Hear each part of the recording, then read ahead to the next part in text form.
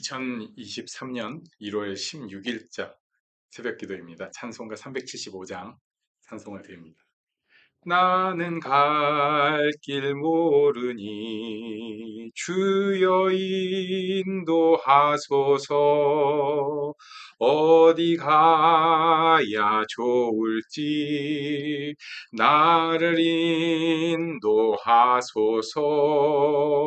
어디 가야 좋을지 나를 인도하소서.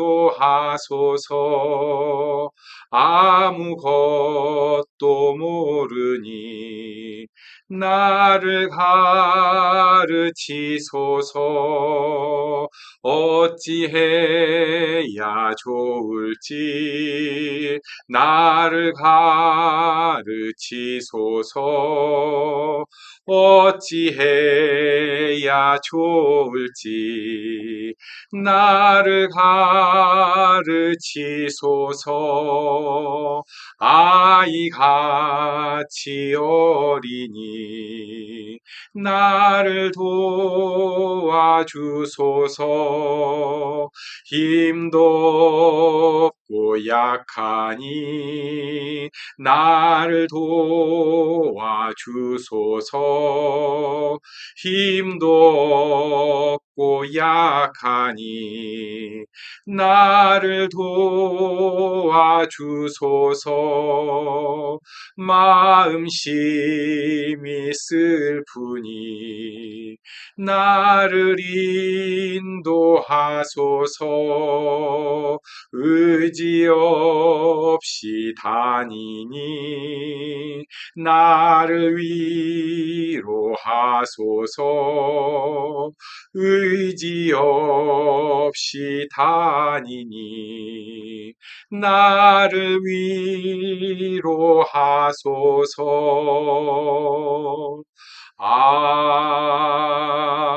아멘. 하나님의 말씀 출애굽기 1장 말씀입니다. 출애굽기 1장 말씀을 제가 쭉 읽도록 하겠습니다. 야곱과 함께 각각 자기 가족을 데리고 애굽에 이른 이스라엘 아들들의 이름은 이러하니 르우벤과 시므온과 레위와 유다와 이사갈과 스불론과 베냐민과 단과 납달리와 갓과 아셀이요. 야곱의 허리에서 나온 사람이 모두 70이요. 요셉은 애굽에 있었더라. 요셉과 그의 모든 형제와 그 시대의 사람은 다 죽었고 이스라엘 자손은 생육하고 불어나 번성하고 매우 강하여 온 땅에 가득하게 되었더라. 요셉을 알지 못하는 새 왕이 일어나 애굽을 다스리더니 그가 그 백성에게 이르되 이 백성 이스라엘 자손이 우리보다 많고 강하도다. 자, 우리가 그들에게 대하여 지혜롭게 하자. 두렵건대 그들이 더 많게 되면 전쟁이 일어날 때 우리 대적과 합하여 우리와 싸우고 이 땅에서 나갈까 하노라 하고 감독들을 그들 위에 세우고 그들에게 무거운 짐을 지워 괴롭게 하여 그들에게 바로를 위하여 국고성 비돔과 람셋을 건축하게 하니라. 그러나 학대를 받을수록 더욱 번성하여 퍼져나가니 애굽 사람이 이스라엘 자손으로 말미암아 근심하여 이스라엘 자손에게 일을 엄하게 시켜 어려운 노동으로 그들의 생활을 괴롭게 하니 곧 흙 이기기와 벽돌 굽기와 농사의 여러 가지 일이라. 그 시키는 일이 모두 엄하였더라. 애굽 왕이 히브리 산파 식부라라 하는 사람과 부하라 하는 사람에게 말하여 이르되 너희는 히브리 여인을 위하여 해산을 도울 때에 그 자리를 살펴서 아들이거든 그를 죽이고 딸이거든 살려두라. 그러나 산파들이 하나님을 두려워하여 애굽 왕의 명령을 어기고 남자 아기들을 살린지라. 애굽 왕이 산파를 불러 그들에게 이르되 너희가 어찌하여 이같이 남자 아기들을 살렸느냐. 산파가 바로에게 대답하되 히브리 여인은 애굽 여인과 같지 아니하고 건장하여 산파가 그들에게 이르기 전에 해산하였더이다 하매 하나님이 그 산파들에게 은혜를 베푸시니 그 백성은 번성하고 매우 강해지니라. 그 산파들은 하나님을 경외하였으므로 하나님이 그들의 집안을 흥왕하게 하신지라.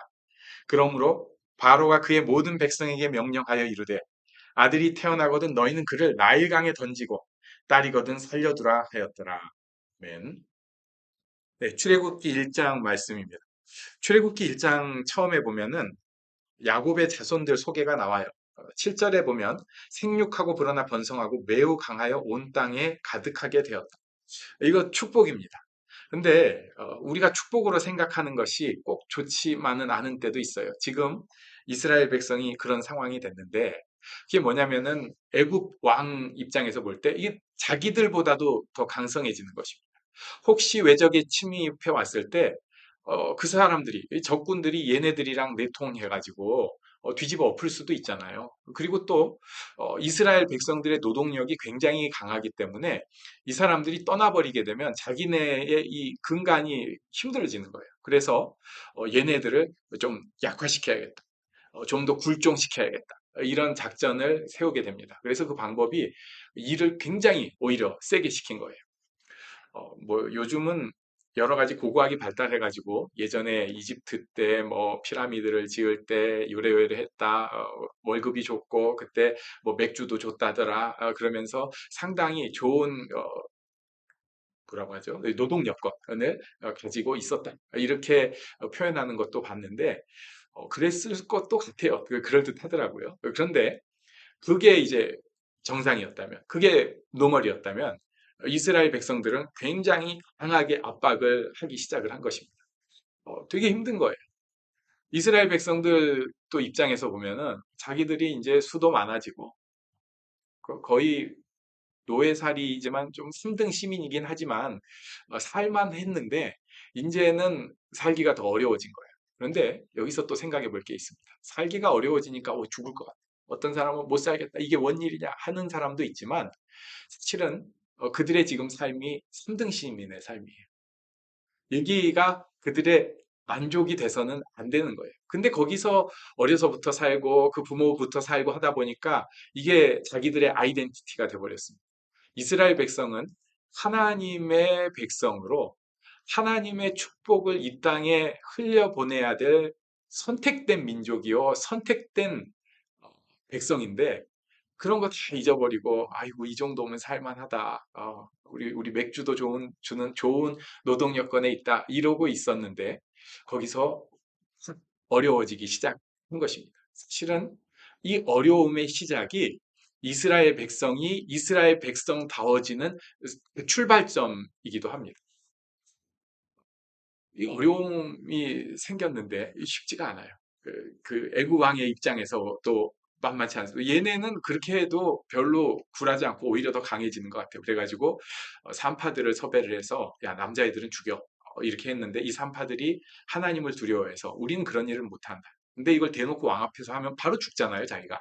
그러니까 성경에서 여기 보면은 허용하는 거짓말 같기는 합니다. 자기 목숨을 살리기 위해서. 그래가지고 왕한테 거짓말하는 거죠. 그 히브리 여인들은 너무 건강해서 우리가 가기 전에 벌써 싹 끝났습니다, 상황이. 그래서 우리가 할 일이 없다 보니까 애 죽일 겨를이 없네요. 이렇게 합니다. 이 산파들은 하나님 앞에 복을 받습니다. 죽음 앞에서 이런 거짓말 허용이 되는다고 볼 수 있어요. 그리고 그 다음에 왕이 이제 어떻게 얘기를 하냐면 그러면 아예 이제 앞으로 이스라엘 백성은 무조건 아들을 다 죽이자. 이렇게까지 얘기를 하게 됩니다. 이스라엘 백성이 처음 강성해지는 거, 그 다음에 또 고통을 당하는 거. 그냥 그 눈앞의 것만 보기 시작하면은 이게 이해가 안 되는 일들이에요. 그냥 고생만 하는 것 같아요. 그러나 역사의 큰 관점, 하나님의 관점에서 보면 이것은 굉장히 중요한 의미 있는 일들이고 하나님의 역사가 시작되는 일들입니다. 우리도 그래요. 어떤 사람은 우리가 바라는 삶은 그런 거죠. 걱정 별로 없고 고생도 별로 안 하고 슬슬 살다가 뭐 천국 가면 제일 좋은 거 아닐까? 이런 생각을 우리는 하는데 하나님의 계획은 조금 다른 것 같습니다. 하나님은 우리가 저주를 끊기를 원하시고 축복을 하기를 원하시고 이 땅에 하나님의 선한 일을 하기를 원하십니다. 그래서 우리를 조금 가만 놔두지 않으실 때가 있는 것 같아요. 이럴 때도 너무 기절하거나 무너지지 말고 뭐 힘들면 힘들다고 해야 되고 슬퍼하면 슬퍼해야 되지만 그 가운데도 하나님의 역사가 이 가운데 있다는 것을 믿음으로 나아가는 우리가 되기를 바랍니다. 함께 기도하는 시간 갖겠습니다.